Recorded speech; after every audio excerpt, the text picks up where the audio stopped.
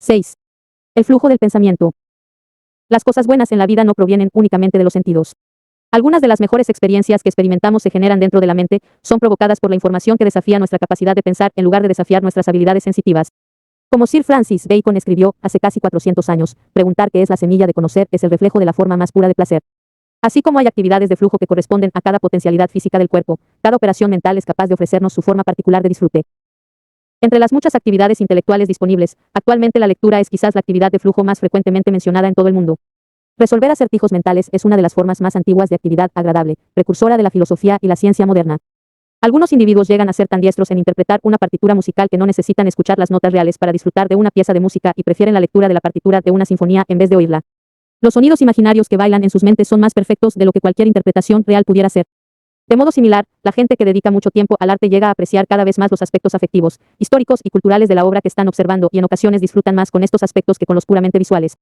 Como un profesional de las artes expresó, las obras de arte ante las que personalmente respondo tienen detrás de sí una gran actividad conceptual, política e intelectual.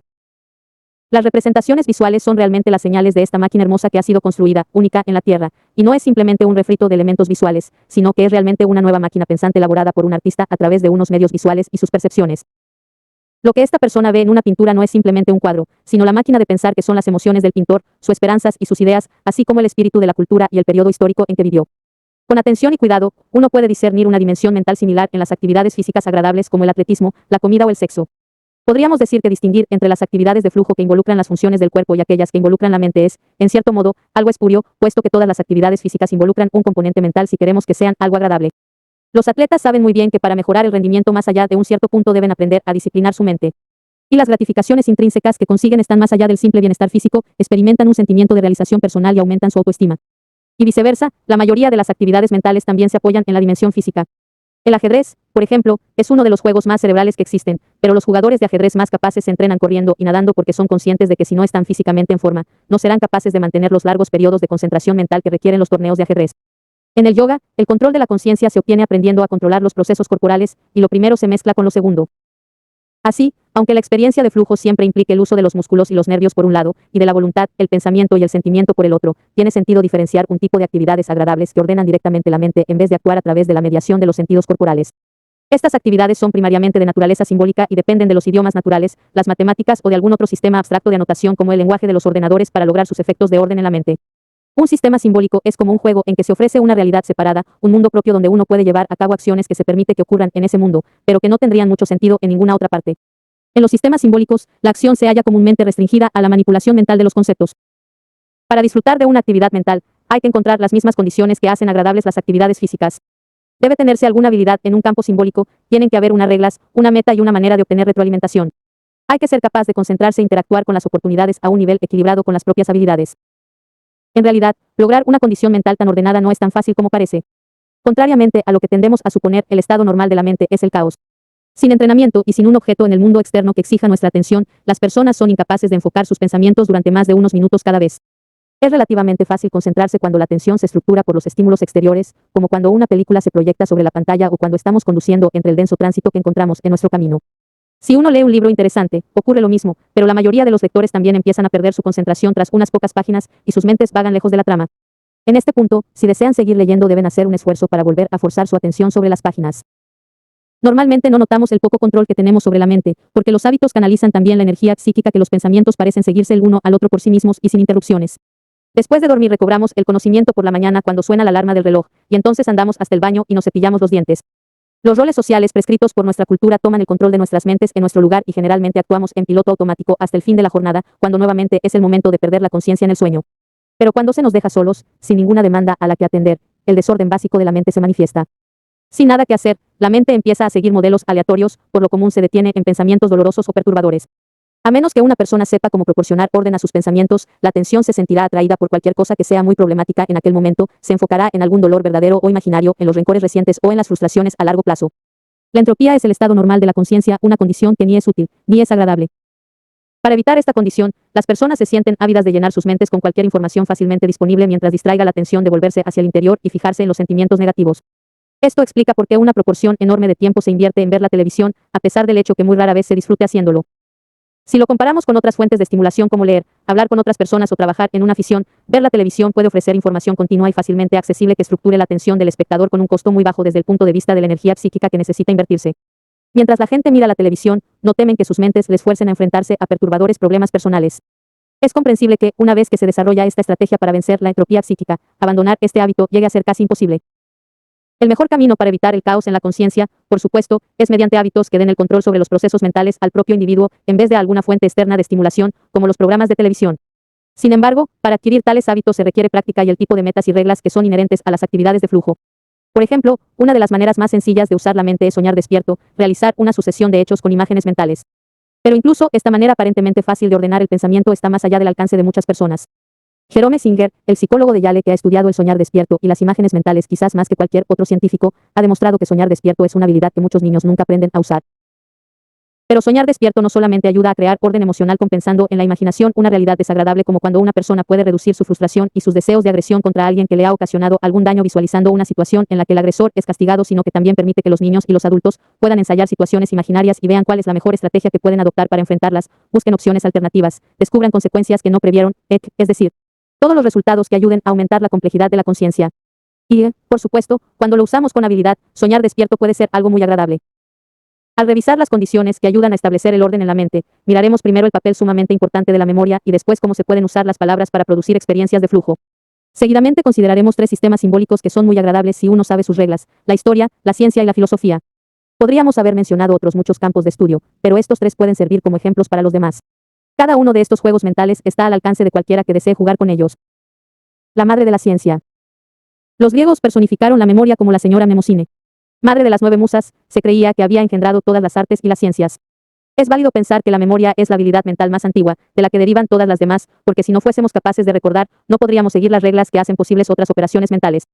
Ni la lógica ni la poesía podrían existir, y los rudimentos de la ciencia tendrían que ser redescubiertos por cada nueva generación. La primacía de la memoria es cierta, ante todo desde el punto de vista de la historia de la especie. Antes de que se inventasen los sistemas de escritura, toda la información aprendida tenía que ser transmitida de la memoria de una persona a la de otra. Y esto es cierto también desde el punto de vista de la historia de cada ser humano individual. Una persona que no puede recordar está desprovista de la conciencia de sus experiencias anteriores y es incapaz de construir modelos de conciencia que produzcan orden en su mente. Como dijo Buñuel, la vida sin la memoria no es vida. Nuestra memoria es nuestra coherencia, nuestra razón, nuestro sentimiento, incluso nuestra acción. Sin ella no somos nada. Todas las formas de flujo mental dependen de la memoria, directa o indirectamente. La historia opina que la manera más antigua de organizar información era recordar los propios antepasados, la línea de descendencia que traspasaba a cada persona su identidad como miembro de una tribu o de una familia. No es por azar que el Antiguo Testamento, especialmente en los libros más antiguos, contenga tanta información genealógica. Por ejemplo, Génesis 10 y 26-29, los descendientes de Yoctán eran la gente de Almodad, Seles, Asarmavet, Yeras, Adoram, Usal, Dicla, Obal, Abimael, Sebajofir, Javilá y Yobab. Saber los propios orígenes y con quién estaba uno emparentado era un método imprescindible para crear orden social cuando no existía ninguna otra base. En las culturas preliterarias recitar listas con los nombres de los antepasados es una actividad muy importante incluso hoy en día y es una actividad que puede proporcionar deleite a quienes la realizan. Recordar es agradable porque supone cumplir un objetivo y también trae orden a la conciencia. Todos sabemos cómo nos sentimos desatisfechos cuando recordamos dónde hemos puesto las llaves del coche o cualquier otro objeto que temporalmente habíamos perdido. Pero recordar una larga lista de antepasados que nos hace retroceder una docena de generaciones es particularmente agradable porque satisface la necesidad de encontrar nuestro lugar en la corriente de los procesos de la vida. Porque recordar los ascendientes sitúa a quien los recuerda como un eslabón en una cadena que comienza en un mítico pasado y se extiende en el insondable futuro. Aunque en nuestra cultura las historias de linaje hayan perdido toda su importancia práctica, la gente todavía disfruta pensando y hablando de sus raíces. Y no era solamente sus orígenes lo que nuestros ascendientes tenían que memorizar, sino también otros muchos hechos que tienen que ver con la capacidad de controlar el ambiente. Las listas de frutas y hierbas comestibles, los consejos acerca de la salud, reglas de conducta, costumbres de herencia, leyes, conciencia geográfica, rudimentos de tecnología y perlas de la sabiduría popular eran empaquetadas en versos o refranes fácilmente memorizables. Hace solo unos siglos, la imprenta ha permitido disponer de los conocimientos de forma fácil, pero anteriormente se condensaron en formas parecidas a la canción del alfabeto que ahora cantan los títeres de los espectáculos televisivos infantiles como Barrio Sésamo. Según Johan Huizinga, el gran historiador holandés, uno de los precursores más importantes del conocimiento sistemático fueron las adivinanzas. En las culturas más antiguas, los mayores de la tribu se desafiaban el uno al otro en concursos en donde una persona cantaba un texto lleno de referencias ocultas y la otra persona tenía que interpretar el significado cifrado en la canción. Una competición entre expertos en adivinanzas era frecuentemente el acontecimiento intelectual más estimulante al que podía asistir la comunidad local. Las formas del acertijo se anticiparon a las reglas de la lógica, y su contenido se usó para transmitir el conocimiento objetivo que nuestros antepasados necesitaron conservar. Algunos acertijos eran bastante simples y fáciles, como adivinar la rima cantada por los clérigos galeses y traducida por Lady Charlotte Guest. Descubra qué es. La poderosa criatura de antes del diluvio. Sin carne, sin hueso. Sin vena, sin sangre. Sin cabeza, sin pies. En el campo, en el bosque. Sin mano, sin pie. Es también tan amplio como la superficie de la tierra. Y no ha nacido. Ni tampoco ha sido visto.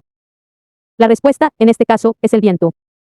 Otros acertijos que druidas y clérigos confiaban a la memoria eran mucho más largos y complejos, y contenían importantes retazos de ciencia oculta disfrazada en versos socarrones. Robert Graves, por ejemplo, piensa que los sabios antiguos de Irlanda y Gales almacenaron sus conocimientos en poemas que eran fáciles de recordar. Frecuentemente usaron elaborados códigos ocultos, como cuando los nombres de árboles significaban letras y una lista de árboles servía para deletrear palabras.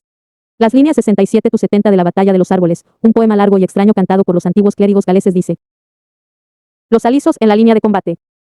Comenzaron la lucha. El sauce y el fresno tardaron en formar. Y en él se halla cifrada en clave la letra F, que en el alfabeto secreto druídico estaba representada por el árbol aliso, ese sauce y el fresno. De este modo, los pocos druidas que sabían cómo usar las letras podían cantar una canción que ostensiblemente se refiere a una batalla entre los árboles del bosque, pero que realmente deletreaba un mensaje que únicamente los iniciados podían interpretar. Por supuesto, la solución de los acertijos no depende exclusivamente de la memoria, también se precisa de un conocimiento especializado, una gran imaginación y una buena capacidad para resolver problemas. Pero sin buena memoria uno no podría ser un maestro de los acertijos ni podría llegar a ser un experto en cualquier otra habilidad mental. Si retrocedemos en el tiempo hasta los primeros registros de la inteligencia humana, el regalo mental más apreciado era una memoria cultivada. Mi abuelo a los 70 años de edad todavía recordaba de memoria pasajes de las 3000 líneas de la Ilíada que tuvo que aprender de memoria en griego para graduarse en la escuela superior. Cuando los recitaba, tenía una mirada de orgullo y sus ojos se fijaban en el horizonte. Con la cadencia de los versos recordados, su mente volvía a sus años de mocedad. Las palabras evocaban experiencias que había tenido cuando las aprendió por primera vez. Recordar la poesía era para él como un viaje en el tiempo. Para las personas de su generación, el conocimiento era todavía un sinónimo de la memoria. Únicamente en el siglo pasado, gracias a que los registros escritos eran menos caros y más fáciles de conseguir, la importancia de recordar disminuyó espectacularmente. Hoy en día la buena memoria está considerada como algo inútil, excepto en algunos concursos o para jugar al trivial. Sin embargo, para una persona que no tiene nada que recordar, la vida se convierte en algo gravemente empobrecido. Esta posibilidad fue completamente olvidada por los reformadores educativos de principios de siglo, quienes, armados con los resultados de diversas investigaciones, probaron que la memorización no era una manera eficaz para almacenar y adquirir información. Como resultado de sus esfuerzos, la memorización se ha expulsado de las escuelas. Los reformadores habrían tenido justificación si el objetivo de recordar fuera simplemente resolver problemas prácticos. Pero si se considera que el control de conciencia es por lo menos tan importante como la capacidad para conseguir hacer las cosas, entonces el aprendizaje de modelos complejos de información mediante la memoria no es un esfuerzo derrochado. Una mente con contenidos estables es mucho más rica que otra sin ellos. Es una equivocación suponer que la creatividad y la memorización sean incompatibles. Algunos de los científicos más originales, por ejemplo, se sabe que habían memorizado mucha música, poesía o información histórica. Una persona que puede recordar narraciones, poemas, letras de canciones, estadísticas de béisbol, fórmulas químicas, operaciones matemáticas, fechas históricas, pasajes bíblicos y sabias citas tiene muchas ventajas sobre quien no ha cultivado tal habilidad. La conciencia de esta persona es independiente del orden que el ambiente pueda ofrecerle. Siempre podrá divertirse y encontrar significado en los contenidos de su mente. Mientras otros necesitan estimulación externa, televisión, leer, conversar o tomar drogas para evitar que sus mentes floten en el caos, la persona cuya memoria se abastece con modelos de información es autónoma e independiente. Además, esta persona es también un compañero mucho más apreciado, porque puede compartir la información de su mente con los demás y así ayudar a traer orden en la conciencia de quien está interactuando con ella. ¿Cómo podemos encontrar más valores en la memoria? La manera más natural para comenzar es decidir en qué tema uno está realmente interesado: en la poesía, el arte culinario, la historia de la guerra de secesión o el béisbol, y entonces empezar a prestar atención a los hechos claves y a las figuras del área elegida. Con un buen enfoque del tema sabremos que vale la pena recordar y que no. Lo que es importante reconocer aquí es que usted no tiene que sentir que debe absorber una ristra de hechos, sino que hay una lista correcta que debe memorizar. Si usted decide lo que le gustaría tener en la memoria, la información estará bajo su control y la totalidad del proceso del aprendizaje memorístico será una tarea amena, en vez de ser una tarea impuesta desde fuera. Un conocedor de la guerra de secesión no se siente obligado a saber la sucesión de fechas de todas las batallas importantes. Si, por ejemplo, está interesado en el papel de la artillería, entonces solo le conciernen las batallas en las que los cañones jugaron un papel importante. Algunas personas llevan consigo a todas partes los textos de las citas o poemas que más les gustan, escritos en pedazos de papel, para mirarlos cuando se sienten aburridos o faltos de ánimo. Es increíble el sentimiento de control que proporciona saber que los hechos históricos favoritos o las letras de nuestras canciones predilectas están siempre a mano. Sin embargo, una vez que se almacenan en la memoria, este sentimiento de titularidad o mejor, de conexión con el contenido recordado llega a ser aún más intenso.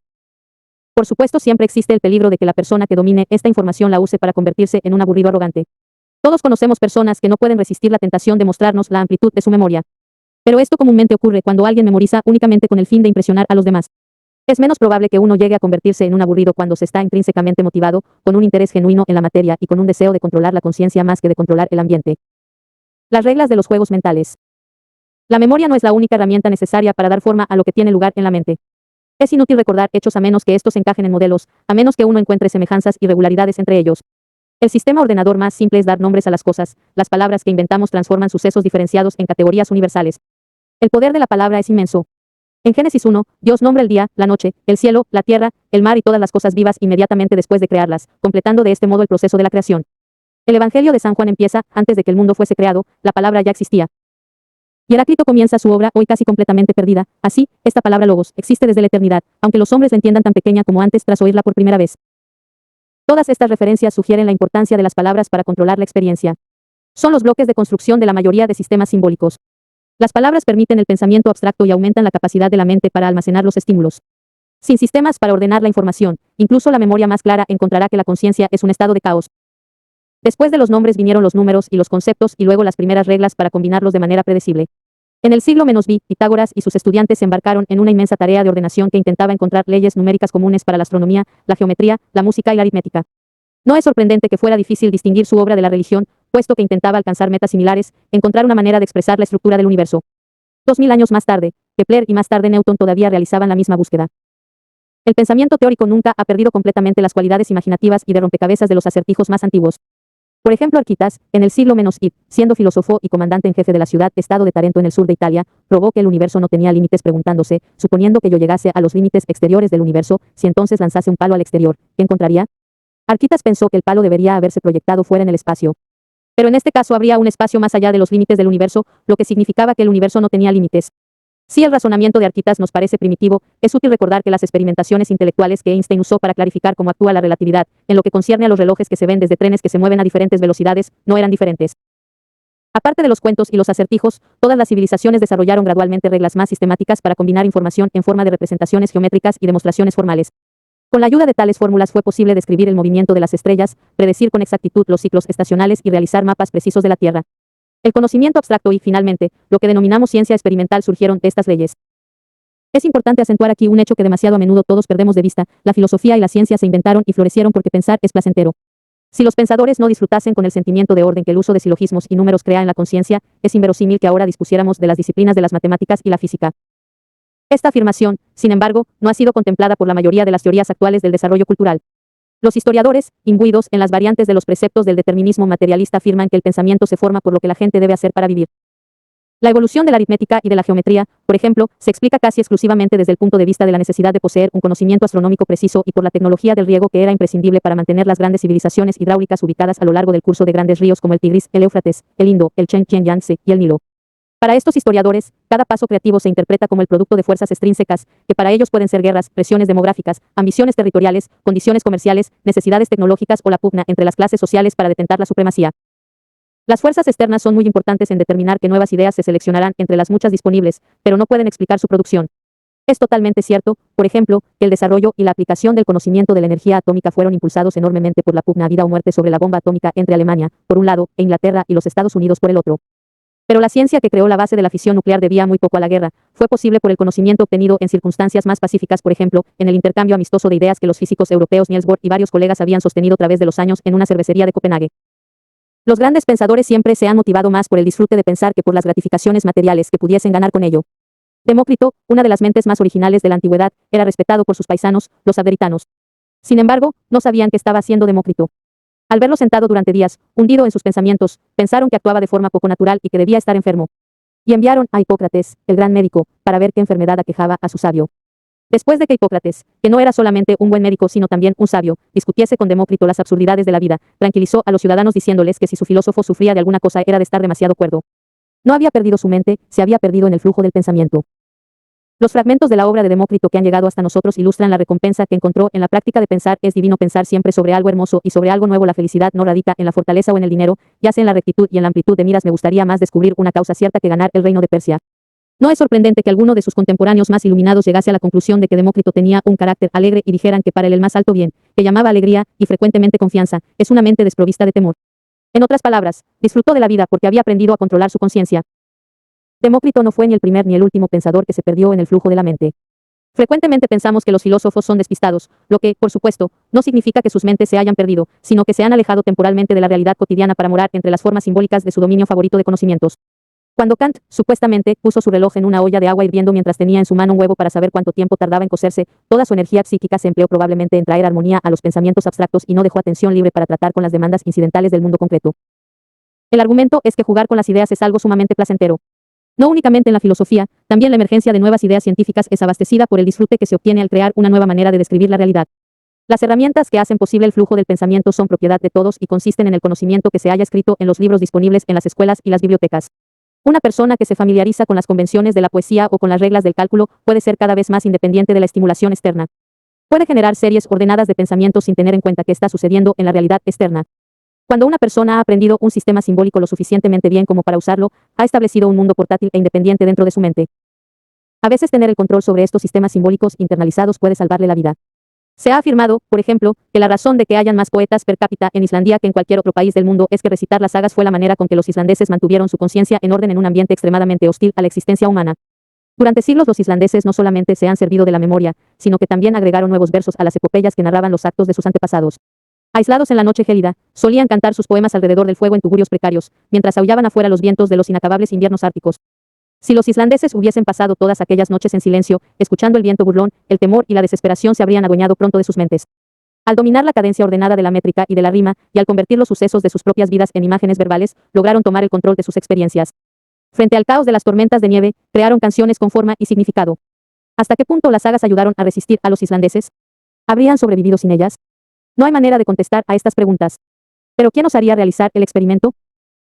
Similares condiciones siguen siendo ciertas cuando los individuos son apartados repentinamente de la civilización y se encuentran en situaciones extremas tales como las que describimos anteriormente, campos de concentración o expediciones polares. Cuando el mundo de fuera no tiene merced con nosotros, un sistema simbólico interno puede llegar a ser la salvación. Cualquiera que posea reglas portátiles para la mente tiene una gran ventaja. En condiciones de privación extrema, poetas, matemáticos, músicos, historiadores y expertos bíblicos son como islas de cordura rodeadas por las olas de caos. Hasta cierto punto, los granjeros que saben vivir en los campos o los leñadores que comprenden el bosque tienen sistemas similares de apoyo, pero puesto que su conciencia está codificada de forma menos abstracta, tienen más necesidad de interactuar con el ambiente real para poseer el control. Esperemos que ninguno de nosotros sea forzado a usar las habilidades simbólicas para sobrevivir en un campo de concentración o en el Ártico. Pero tener un conjunto portátil de reglas con las que la mente pueda trabajar es un gran beneficio incluso en la vida normal. La gente sin un sistema simbólico internalizado puede ser prisionera de los medios de comunicación con demasiada facilidad.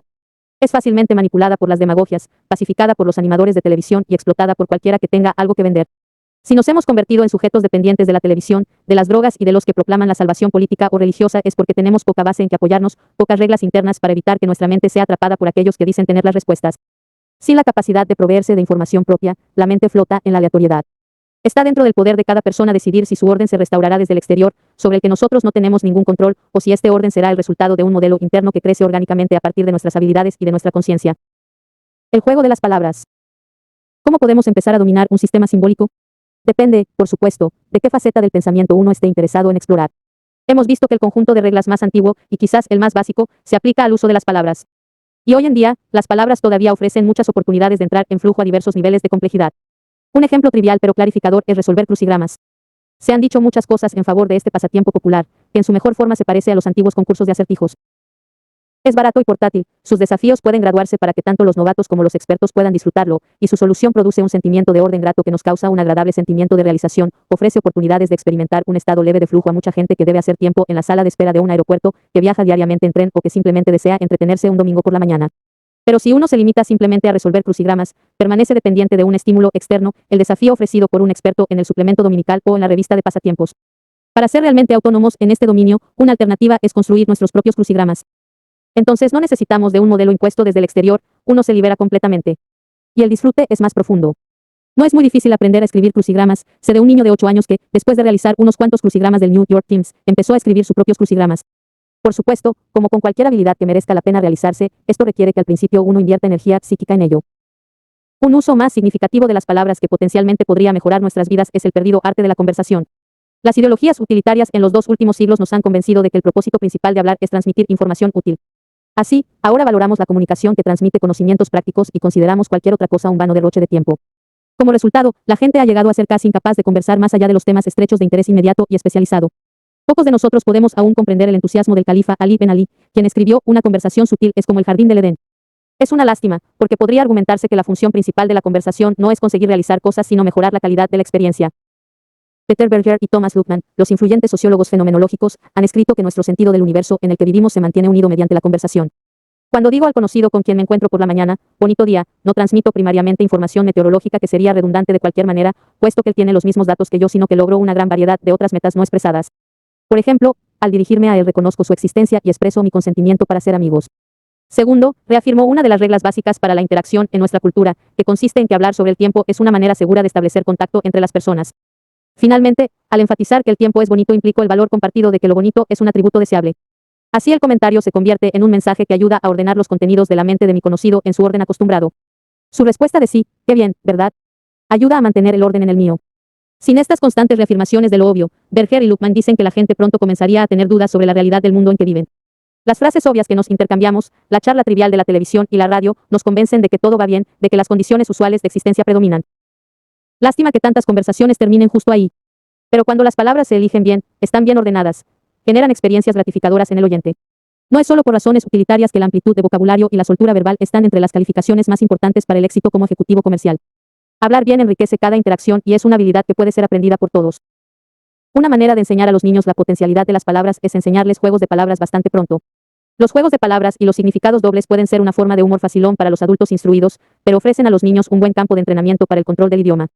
Todo lo que uno tiene que hacer es prestar atención durante una conversación con un niño, y tan pronto como la oportunidad se presenta, que es cuando una palabra inocente o una expresión pueden interpretarse de una manera alternativa, uno interrumpe la conversación y finge comprender la palabra en un sentido diferente. La primera vez que los niños se dan cuenta de que la expresión tener a la abuela para cenar podría significar tanto un invitado como un plato, les confunde, como una frase del tipo hacer novillos. De hecho, el quebrantamiento de las expectativas sobre el significado de palabras puede ser levemente traumático al principio, pero con el tiempo todos los niños lo entienden y les gusta ver cómo lo consiguen y aprenden a dar giros a su conversación. Al hacer esto aprenden a disfrutar de las palabras controlándolas. Como adultos, podrán ayudar a revivir el perdido arte de la conversación. El uso creativo más importante del idioma, ya mencionado varias veces en contextos anteriores, es la poesía. Porque el verso permite a la mente conservar experiencias de forma condensada y transformada, es ideal para dar forma a la conciencia. Leer de un libro de poemas cada noche es para la mente lo mismo que hacer ejercicio con un Nautilus es al cuerpo, una manera de permanecer en forma. No tiene que ser gran poesía, por lo menos no al principio. Y no es necesario leer un poema entero. Lo importante es encontrar por lo menos una línea o un verso que empiece a sonar en nuestra mente. A veces incluso una palabra es suficiente para abrir una ventana sobre un nuevo paisaje del mundo, para comenzar un viaje interior. Y nuevamente, no hay razón para ser simplemente un consumidor pasivo. Todos podemos aprender, con un poco de disciplina y de perseverancia, a ordenar la experiencia personal en el verso. Como Kenneth Koch, poeta y reformador social de Nueva York, ha demostrado, incluso los niños del gueto y las ancianas casi sin educación de los hogares de jubilados son capaces de escribir bellas y conmovedoras poesías si ellos reciben un mínimo de formación. No hay duda de que dominar esta habilidad mejora la calidad de sus vidas, no solamente hace que disfruten con la experiencia, sino que en el proceso aumentan apreciablemente su dignidad. La escritura en prosa ofrece beneficios similares y puesto que carece del orden obvio impuesto por la métrica y la rima, es una habilidad más fácilmente accesible. Pero escribir gran prosa, sin embargo, es probablemente igual de difícil que escribir gran poesía. En el mundo actual hemos descuidado el hábito de escribir porque los otros medios de comunicación han ocupado su lugar. Los teléfonos y magnetófonos, los ordenadores y los aparatos de fax son más eficientes en transmitir noticias. Si escribir era simplemente para transmitir información, entonces la escritura merecería llegar a convertirse en algo obsoleto. Pero el objetivo de la escritura es crear información, no simplemente transmitirla. En el pasado, las personas educadas usaban los diarios personales y la correspondencia para poner sus experiencias en palabras, lo que les permitía reflexionar acerca de lo que había sucedido durante el día. Las cartas prodigiosamente detalladas que tantos victorianos escribieron son un ejemplo de cómo las personas crearon modelos de orden a partir de los sucesos aleatorios que repercutían en su conciencia. El tipo de material que escribimos en diarios y cartas no existe antes de que lo anotemos. Es el lento y orgánico proceso de pensamiento que utilizamos al escribirlo lo que hace que surjan estas ideas. No hace muchos años era aceptable ser un poeta o ensayista aficionado. Hoy, si uno no gana algún dinero, que desgraciadamente es poco, gracias a escribir, se considera que es un derroche de tiempo. Es sumamente vergonzoso para un hombre de más de 20 años dedicarse a hacer versos, a menos que reciba un cheque por ello. Y a menos que uno tenga un gran talento, es inútil escribir para lograr grandes ganancias o la fama. Pero nunca es un derroche escribir por razones intrínsecas. Ante todo, escribir da a la mente unos medios disciplinados de expresión. Permite registrar los sucesos y experiencias para que puedan recordarse y revivirse en el futuro con facilidad. Es una manera de analizar y comprender experiencias, una autocomunicación que les da orden. Recientemente se ha comentado mucho el hecho de que los poetas y escritores son un grupo que muestra síntomas extraordinariamente alarmantes de depresión y de otros desórdenes afectivos. Quizás una razón por la que decidieron ser escritores es que su conciencia estaba asediada por un grado inusitado de entropía. La escritura se convierte en una terapia al proporcionar orden entre la turbación de los sentimientos. Es posible que los escritores únicamente puedan experimentar flujo creando mundos de palabras donde puedan actuar con soltura, borrando de la mente la existencia de una realidad problemática. Como cualquier otra actividad de flujo, escribir puede convertirse en una adicción y llegar a ser peligroso. Fuerza al escritor a sujetarse a una gama limitada de experiencias y excluye otras opciones de enfrentarse con los acontecimientos. Pero cuando la escritura se usa para controlar la experiencia, sin dejar que controle la mente, es una herramienta de infinita sutileza y ricas recompensas. Favorecer a Clio. Al igual que la memoria era la madre de la cultura, Clio, la pregonera, era la hija mayor. En la mitología griega ella era la patrona de la historia, la responsable de mantener narraciones ordenadas de los sucesos pasados. Aunque la historia carece de las reglas claras que hacen que otras actividades mentales como la poesía o las matemáticas sean tan agradables, tiene su inequívoca estructura establecida por la sucesión irrevocable de los acontecimientos en el tiempo. Observar, grabar y conservar en la memoria los sucesos de la vida, sean grandes o pequeños, es una de las maneras más antiguas y satisfactorias para traer orden a la conciencia. En cierto sentido, cada individuo es un historiador de su propia existencia. A causa de su poder emocional, los recuerdos de la infancia llegan a ser elementos decisivos para determinar el tipo de adultos que llegaremos a ser y cómo funcionarán nuestras mentes. El psicoanálisis es un intento de traer orden a las historias mutiladas de niñez de la gente. Esta tarea de darle nuevamente sentido al pasado vuelve a ser importante en la vejez. Erik Erikson cree que la última etapa del ciclo de vida humano tiene que ver con la tarea de lograr la integridad, o reunir lo que uno ha realizado y lo que uno ha fracasado en realizar durante el curso de su vida en una historia significativa que es la propia. La historia, escribió Thomas Carlyle, es la esencia de innumerables biografías. Recordar el pasado es no solamente un instrumento para la creación y conservación de la identidad personal, puede ser también un proceso capaz de hacernos disfrutar. La gente guarda diarios, fotografías, hace diapositivas y películas familiares y colecciona recuerdos que almacena en sus casas para construir lo que es realmente un museo de la vida de la familia, aunque un visitante podría no ser consciente de la mayoría de las referencias históricas. Podría no saber que la pintura de la pared de la sala de estar es importante porque fue comprada por los propietarios durante su luna de miel en México, que la alfombra en el vestíbulo es valiosa porque era el regalo de la abuela favorita, y que el viejo sofá que está en la guardilla se guarda por ser donde los niños se alimentaron cuando eran tan solo unos bebés. Tener un registro del pasado puede aportar una gran contribución a la calidad de vida. Nos libera de la tiranía del presente y permite que la conciencia revise el pasado. Permite seleccionar y conservar en la memoria los acontecimientos que son especialmente amenos y significativos y por lo tanto, crear un pasado que nos ayudará a enfrenarnos al futuro. Por supuesto, tal pasado podría no ser literalmente cierto. Pero entonces el pasado nunca puede ser literalmente cierto en la memoria, debe ser escrito continuamente y la pregunta es si nosotros tenemos el control creativo de la redacción o no. La mayoría no pensamos en nosotros mismos como historiadores aficionados. Pero una vez seamos conscientes de que ordenar los acontecimientos en el tiempo es una parte necesaria de ser un ser consciente, y además, que es una tarea agradable, entonces podremos hacer mucho mejor el trabajo. Hay varios niveles en que puede practicarse la historia como una actividad de flujo. El nivel personal involucra simplemente escribir un diario. El próximo es escribir la crónica familiar, yendo tan lejos en el pasado como sea posible. Pero no hay razón para detenerse allí. Algunas personas expanden su interés al grupo étnico al que pertenecen y empiezan a coleccionar libros y recuerdos. Con un esfuerzo extra pueden comenzar a escribir sus propias impresiones del pasado y así convertirse en verdaderos historiadores aficionados. Otros desarrollan un interés en la historia de la comunidad en la que viven, bien sea el barrio o el estado, leyendo libros, visitando museos y uniéndose a las asociaciones históricas.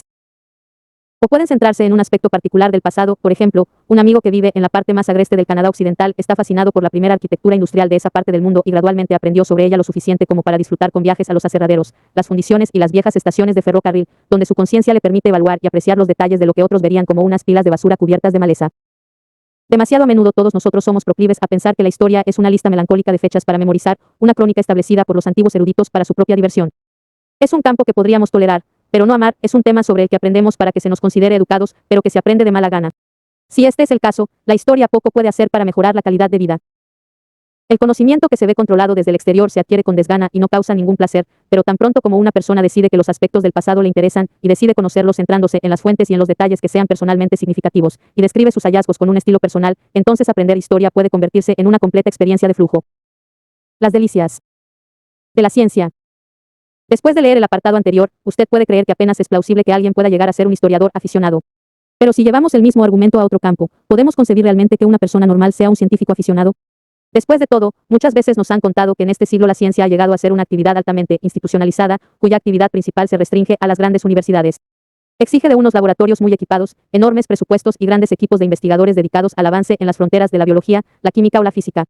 Es cierto que, si la meta de la ciencia es ganar premios Nobel o atraer el reconocimiento de los colegas profesionales en el marco ultracompetitivo de una determinada disciplina, entonces los métodos caros y sumamente especializados de hacer ciencia pueden ser las únicas alternativas. De hecho, este panorama de grandes inversiones de capital, basado en el modelo de la línea de montaje, es una descripción poco acertada de lo que conduce al éxito en la ciencia profesional. No es cierto, a pesar de lo que les gustaría hacernos creer a los defensores de la tecnocracia, que los adelantos en la ciencia provengan exclusivamente de equipos en los que cada investigador es un experto de un campo muy estrecho, y donde los instrumentos más perfeccionados están a su disposición para probar las nuevas ideas. Ni es cierto que los grandes descubrimientos se realicen únicamente en los centros con los niveles más altos de inversión económica. Estas condiciones pueden ayudar a demostrar las nuevas teorías, pero en su mayor parte no tienen relación alguna con el lugar donde florecerán las ideas. Los nuevos descubrimientos todavía llegan a las personas como llegaron a Demócrito, que estaba sentado, perdido en sus pensamientos, en la plaza del mercado de su ciudad. Aparecen en personas que disfrutan jugando con las ideas que al final se extravían más allá de los límites de lo que se conoce y se encuentran explorando un territorio desconocido. Incluso el desarrollo de la ciencia normal, a diferencia de la ciencia revolucionaria o creativa, sería casi imposible si no ofreciese disfrute al científico. En su libro La estructura de las revoluciones científicas, Thomas Kuhn sugiere varias razones para explicar por qué la ciencia es fascinante.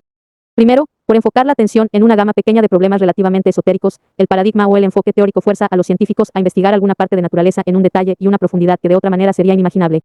Esta concentración es posible por las reglas que limitan tanto la naturaleza de soluciones aceptables como los pasos mediante los cuales se obtienen estas soluciones. Sostiene Kuhn, un científico ocupado en la ciencia normal no está motivado por la esperanza de transformar el conocimiento, hallar la verdad o mejorar las condiciones de vida. En su lugar, lo que entonces le desafía es la convicción de que, solamente si es lo suficientemente hábil, logrará resolver un acertijo antes de que nadie lo haya resuelto o de que lo haya resuelto también.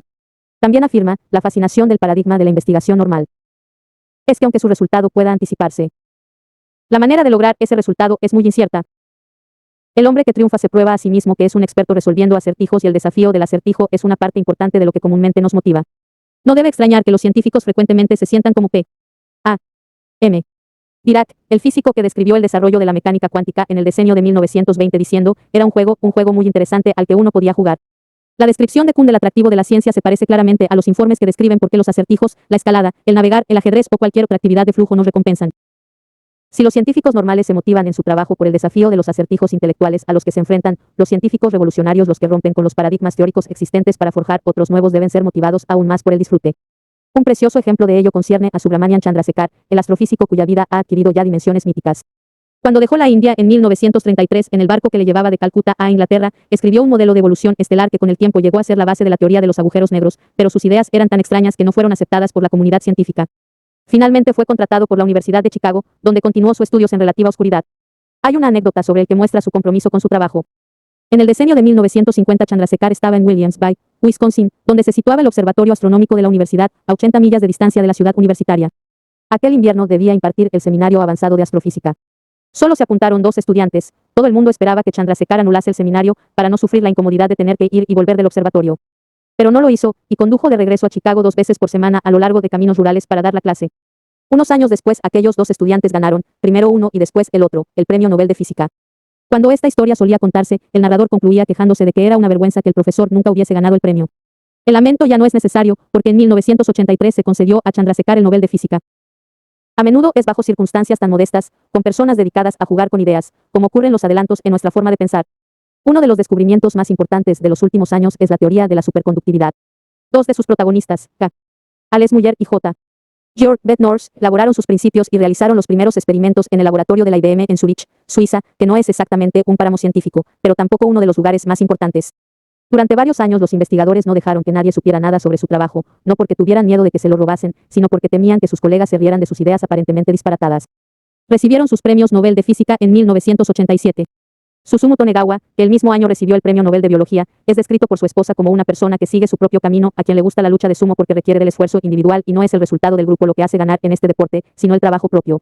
La necesidad de laboratorios sofisticados y de equipos enormes de investigación ha sido claramente exagerada.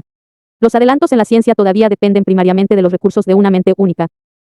Pero no deberíamos preocuparnos de lo que sucede en el mundo profesional de los científicos. La gran ciencia puede cuidarse a sí misma, o por lo menos debería, gracias a todo el apoyo que se le ha dado desde que los experimentos que rompían el núcleo atómico resultaron ser un éxito. Lo que nos interesa aquí es la ciencia aficionada, la delicia que las personas ordinarias pueden encontrar al observar y darse cuenta de las leyes de los fenómenos naturales. Es importante que observemos que durante siglos los grandes científicos realizaron su trabajo como una afición, porque se fascinaron con los métodos que inventaron, y no porque tuvieran un trabajo que cumplir y unos fondos del gobierno que gastar. Nicolás Copérnico perfeccionó su descripción de los movimientos planetarios mientras era canónigo en la Catedral de Frauenburg, en Polonia. El trabajo astronómico seguramente no ayudó a su carrera en la iglesia y en la mayor parte de su vida las principales gratificaciones que obtuvo fueron estéticas, derivadas de la belleza sencilla de su sistema comparado con el más engorroso modelo ptolemaico.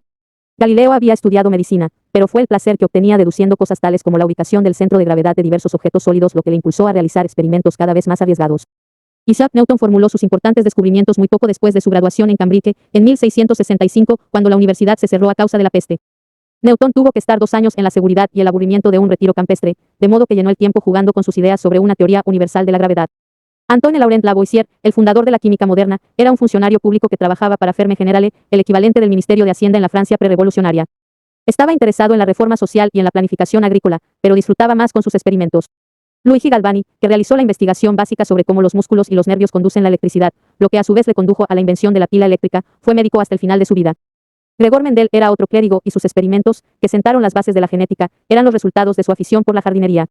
Cuando se preguntó a Albert A. Michelson, la primera persona en los Estados Unidos que ganó el Premio Nobel de Física, por qué había dedicado tanto tiempo de su vida a medir la velocidad de la luz, contestó: era tan divertido. Y no debemos olvidar que Einstein escribió sus ensayos más prestigiosos mientras trabajaba como empleado en la Oficina Suiza de Patentes. Estos y muchos otros grandes científicos que podrían mencionarse fácilmente no se sentían incapacitados en sus pensamientos porque no fueran profesionales en su campo, figuras reconocidas. Simplemente hicieron lo que les gustaba hacer. ¿Es realmente diferente la situación en nuestros días? ¿Realmente es cierto que una persona sin un doctorado, que no trabaje en uno de los mayores centros de investigación, no tiene ninguna oportunidad de contribuir al avance de la ciencia? ¿O este es simplemente uno de esos errores, en su mayor parte inconscientes, debidos a la deformación ante los que sucumben las instituciones de éxito? Es difícil contestar a estas preguntas, parcialmente porque lo que constituye la ciencia lo definen, por supuesto, esas mismas instituciones que desean beneficiarse de su monopolio. No hay duda de que un profano no puede contribuir, con su afición, al tipo de investigación que depende de los multimillonarios superconductores o sobre el espectroscopio de resonancia magnética nuclear.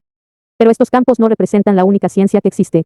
La estructura mental que hace que la ciencia sea agradable es accesible a todos. Implica curiosidad, observación cuidadosa, una manera disciplinada de registrar los sucesos y encontrar las maneras para descubrir las regularidades subyacentes en lo que uno aprende. También requiere de la humildad, estar dispuesto a aprender de los resultados de los investigadores del pasado, junto con la franqueza y el escepticismo suficiente para rechazar las creencias que no estén apoyadas por los hechos. Definida en este sentido amplio, hay en activo más científicos aficionados de lo que uno pensaría.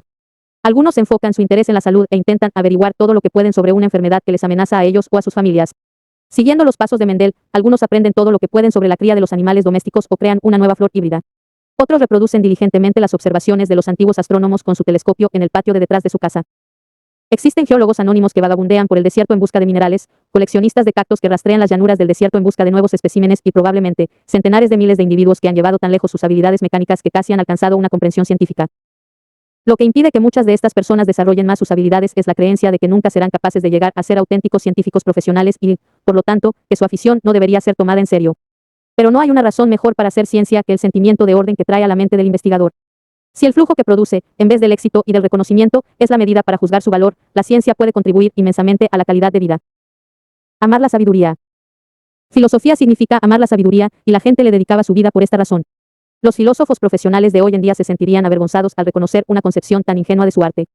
Hoy un filósofo puede ser un especialista en el deconstructivismo o un positivista lógico, un experto en los primeros escritos de Kant o en los escritos tardíos de Hegel, un epistemológico o un existencialista, pero que no le molesten con la sabiduría. Es un destino común a muchas instituciones humanas, que empiezan como una respuesta a algún problema universal hasta que, después de muchas generaciones, los problemas peculiares de las instituciones en sí mismas tienen prioridad sobre la meta original. Por ejemplo, las naciones modernas crean fuerzas armadas como una defensa contra sus enemigos. Pronto, sin embargo, un ejército desarrolla sus propias necesidades, su política, hasta el punto que el mejor soldado no es necesariamente quien mejor defiende al país, sino el que obtiene más dinero para el ejército. Los filósofos aficionados, a diferencia de sus homólogos profesionales de las universidades, no necesitan preocuparse sobre pugnas históricas entre escuelas que compiten por la primacía, la política de las revistas y los celos personales de los eruditos. Pueden mantener sus mentes enfocadas sobre las preguntas básicas. ¿Cuáles son estas preguntas? Es la primera tarea que tiene que decidir el filósofo aficionado. ¿Está interesado en lo que los mejores pensadores del pasado han creído sobre lo que significa ser? ¿O está más interesado en lo que constituye lo bueno o lo hermoso? Como en todas las demás vertientes del aprendizaje, el primer paso después de decidir qué área quiere estudiar, es aprender qué han dicho los demás sobre la materia. Leyendo, hablando y escuchando selectivamente uno puede formarse una idea de cuál es el estado de la cuestión en ese campo. Nuevamente, la importancia de tomar personalmente el control de la dirección del aprendizaje desde los primerísimos pasos no puede acentuarse lo suficiente. Si una persona se siente obligada a leer cierto libro, a seguir un curso determinado porque se supone que es la manera de hacerlo, le costará aprender. Pero si la decisión es tomar la misma ruta a causa de un sentimiento interior de que esto es lo correcto, el aprendizaje será relativamente agradable y sin esfuerzo. Cuando sus predilecciones en filosofía estén claras, incluso el aficionado puede sentirse obligado a especializarse. Alguien interesado en las características básicas de la realidad puede dirigirse hacia la ontología y leer a Wolff, Kant, Husserl y Heidegger. Otra persona más confundida por las cuestiones del bien y del mal escogería la ética y aprendería sobre la filosofía moral de Aristóteles, Aquino, Spinoza y Nietzsche. Un interés en lo que es hermoso puede conducir a revisar las ideas de los filósofos estéticos como Baumgarten, Closse, Santayana y Collingwood. Mientras que la especialización es algo necesario para desarrollar la complejidad de cualquier modelo de pensamiento, la relación con las metas debe estar siempre clara, la especialización es en aras de pensar mejor, y no un fin en sí. Por desgracia, muchos pensadores serios dedican todo su esfuerzo mental a llegar a ser unos eruditos reconocidos, pero entre tanto olvidan el propósito inicial de su disciplina. En la filosofía, como en otras disciplinas, se llega a un punto donde la persona está lista para pasar de la condición de consumidor pasivo a la de productor activo. Anotar los propios pensamientos esperando que algún día la posteridad los leerá con admiración es, en la mayoría de los casos, un acto de arrogancia, una presunción arrogante que ha ocasionado mucho daño en los asuntos humanos. Pero si uno anota sus ideas como reacción a un desafío interior de expresar claramente las preguntas importantes a las que uno se siente enfrentado y trata de esbozar respuestas que ayuden a dar sentido a las propias experiencias, entonces el filósofo aficionado habrá aprendido a obtener disfrute de una de las tareas más difíciles y gratificantes de la vida. Aficionados y profesionales. Algunos individuos prefieren especializarse y dedicar toda su energía a una actividad, esperando así alcanzar niveles casi profesionales en su ejercicio. Y tienden a despreciar a cualquiera que no sea tan hábil y tan dedicado a su especialidad como ellos. Otros prefieren la variedad en sus actividades, lograr todo el disfrute que sea posible de cada una de ellas sin llegar a ser necesariamente un experto en ninguna. Hay dos palabras cuyos significados reflejan nuestras actitudes hacia los distintos niveles de compromiso en las actividades físicas o mentales. Estos términos son amateur y diletante. Hoy en día estas etiquetas son ligeramente despreciativas. Un amateur o un diletante es alguien no lo bastante diestro, una persona que no debe ser tomada muy seriamente, alguien cuyo rendimiento no alcanza las normas profesionales. Pero originalmente, amateur proviene del verbo latino amare, amar, y se refiere a una persona que ama lo que hace. De forma parecida, diletante, del latino delectare, significa encontrar delicia en ver a alguien que disfrutaba realizando una actividad determinada. Los significados más antiguos de estas palabras, por lo tanto, atendían a las experiencias en lugar de a las realizaciones, describían las gratificaciones subjetivas que obtenían los individuos al hacer las cosas, en vez de puntuar lo bien o mal que las realizaban. Nada ilustra tan claramente nuestras actitudes cambiantes hacia el valor de la experiencia como el destino de estas dos palabras. Hubo un tiempo en que era admirable ser un poeta amateur o un científico diletante, porque significó que la calidad de vida podría ser mejorada al ocuparse en tales actividades. Pero el énfasis se ha volcado cada vez más en valorar los comportamientos en vez de los estados subjetivos. Lo que se admira es el éxito, el logro, la calidad del rendimiento en vez de la calidad de la experiencia. Consiguientemente ha llegado a avergonzar ser llamado un diletante, incluso aunque para ser un diletante haya que lograr lo que más cuenta, el disfrute que nos proporcionan las propias acciones. Es cierto que el tipo de aprendizaje diletante fomentado aquí puede socavarse aún más fácilmente que la disciplina profesional si los aprendices pierden de vista la meta que les motiva. Hay personas de la calle que a veces utilizan la pseudociencia para conseguir sus intereses y frecuentemente sus esfuerzos son casi indistinguibles de los de un aficionado intrínsecamente motivado. El interés en la historia de los orígenes étnicos, por ejemplo, puede llegar a pervertirse y convertirse fácilmente en una búsqueda de pruebas de la propia superioridad sobre los miembros de otros grupos. El movimiento nazi en Alemania se interesó por la antropología, la historia, la anatomía, el idioma, la biología y la filosofía, y sacó de ahí su teoría de la supremacía racial aria. Los eruditos profesionales también fueron atrapados por esta empresa dudosa, pero que estaba inspirada por aficionados y que se regía por reglas que pertenecían a la política, no a la ciencia. La biología soviética retrocedió una generación cuando las autoridades decidieron aplicar las reglas de la ideología comunista al crecimiento del maíz, en vez de seguir la evidencia experimental. Las ideas de Lysenko sobre cómo los granos plantados en un clima frío crecerían más fuertes y producirían una progenie igualmente más fuerte, suenan bien a la persona de la calle, especialmente dentro del contexto del dogma leninista. Por desgracia, las maneras de actuar de la política y las maneras de crecer del maíz no son siempre las mismas, así que los esfuerzos de Lysenko culminaron en décadas de hambre. Las malas connotaciones que han ganado los términos amateur y diletante a través de los años han ocurrido, en su mayor parte, al confundirse la distinción entre las metas intrínsecas y las extrínsecas. Un aficionado que finge saber tanto como un profesional está probablemente equivocado y desea engañarnos. El objetivo de un científico aficionado no es competir con los profesionales en su propio terreno, sino usar una disciplina simbólica para expandir sus habilidades mentales y crear orden en su conciencia. En este nivel, el aficionado tiene su propio campo e incluso puede ser más efectivo que su homólogo profesional. Pero en el momento en que el aficionado pierde de vista esta meta y utiliza el conocimiento principalmente para aumentar su ego o para lograr una ventaja material, entonces se convierte en una caricatura del erudito. Sin formación en la disciplina del escepticismo y de la crítica recíproca que subyace al método científico, los profanos que se aventuran en los campos del conocimiento con metas llenas de prejuicios se convierten en personas más despiadadas, más engreídas y menos preocupadas por la verdad que el erudito más corrompido. El desafío de aprender durante toda la vida. El objetivo de este capítulo ha sido revisar las maneras en que la actividad mental puede producir disfrute. Hemos visto que la mente ofrece como mínimo tantas y tan intensas oportunidades para la acción como el cuerpo. Así como el uso de las extremidades y de los sentidos está a la disposición de todos sin tener en cuenta el sexo, la raza, la educación o la clase social, también lo está el uso de la memoria, del idioma, de la lógica y de las reglas de causalidad para quien desee tomar el control de la mente. Mucha gente abandona el aprendizaje después de dejar la escuela porque 13 o 20 años de educación motivada extrínsecamente es todavía una fuente de desagradables recuerdos. Su atención ha sido tan manipulada desde fuera por los libros y por los profesores, que consideran que el día en que se graduaron fue su primer día de libertad. Pero una persona que olvida el uso de sus habilidades simbólicas nunca está realmente libre.